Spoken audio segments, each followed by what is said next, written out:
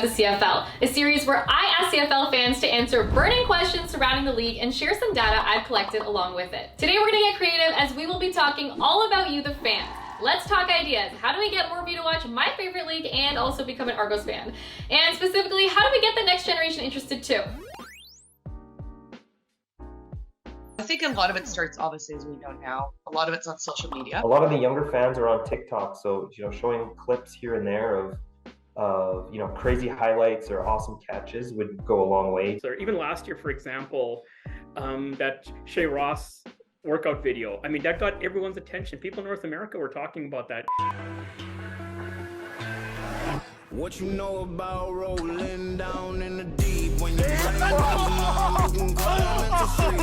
You've got to just really, just flood the market with stuff like that. I'm very vocal on social media, and I've been doing CFL Reddit for over a decade now. Reddit is the 5th most popular website in the country of Canada. I'm not sure why there hasn't been done more to sort of reach out to these platforms where the younger demographic is. Everybody says, well, young people don't care. Well, if you don't tell them there's a history and you don't spread it out there and you don't talk about it, then why would they care? I don't need to hear songs from the 1980s and the 1990s played when I'm at the games. They need to be catering 100% to the primary school and secondary school kids. Go to places like universities and hold open forums and find out, do students go to games? Do they know anything about the league? And if not, why? Don't spend all your time trying to get that millennial crowd, get that next generation that's younger than them.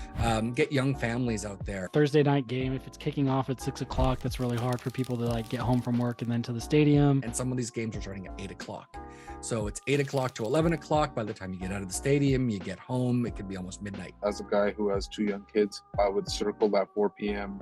date when they were kind of like, 3-4 years old, because I knew that it would be more convenient to get them to bed and stuff afterwards. Having a lot of like family ticketing options is a big thing, because I mean, the biggest reason, that it's like I love sports is because it's like I grew up going to sporting events. Like, what our owner out here is doing, Mr. Doman, doing better deals, family packs, cheaper tickets. I think that's a great draw. BC last year, they did something really cool where I think it was like their opening game. They had One Republic, who's a big band down in the States, and they had them opening for them. We need to get them in the stadium is what it is. Once they get an idea of feel the energy, if there's those great touchdowns or a great tackle, they get exposed to it. I took my niece to a game and she fell in love, so it feels like it's us fans doing it more than a league. But once they're there, game day vibe, it changes everything. The beauty about the CFL is the accessibility of our players. Really, really need to get the players out there talking to the community. That's how I became a fan. It's making a connection with one of the players. I love passing it down to my son, meeting the players and deciding this is his favorite player because this guy talked to him or signed his hat. It's just what the individual city does, I think, for the team that makes a huge impact. Here in Ottawa, the team has done a great thing by involving the players in the local schools. Teach kids about it.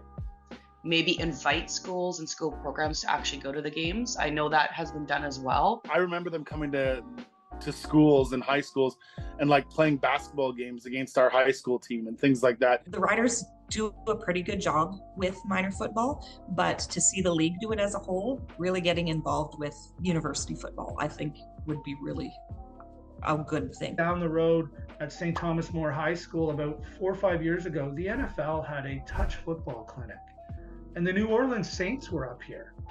And I'm thinking to myself, why is the New Orleans Saints coming up and promoting the NFL Play 60 touch football program when we have a team 10 minutes down the road? There are a lot of tremendous female CFL fans out there.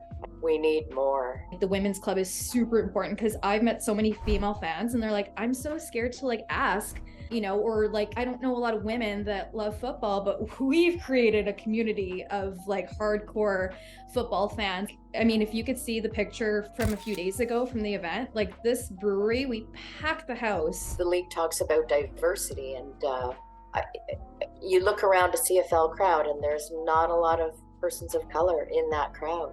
The teams need to reach out to those folks as well. And they have to teach them the game because particularly in Toronto, they're coming from countries that have not been exposed to football, never mind Canadian football. In Toronto, in Montreal, they have some up and down attendance, but they also have some of the largest immigration. And I think merging those global players to welcome new Canadians and sort of say this is a sport that is unique to Canada. Nobody in this world is going to convince me that with a little bit of trying, you couldn't get 20 to 25,000 people out to Argo games. Strange to me as a, you know, as an outsider. You've got, you know, the main city in Canada entertainment wise. I don't know, they've got basketball, baseball, etc. But if you've got a good team, you've got a new stadium, it can't be that hard to get it advertised. You see in cities like Toronto and stuff, they've been talking about how they're having a strict decline.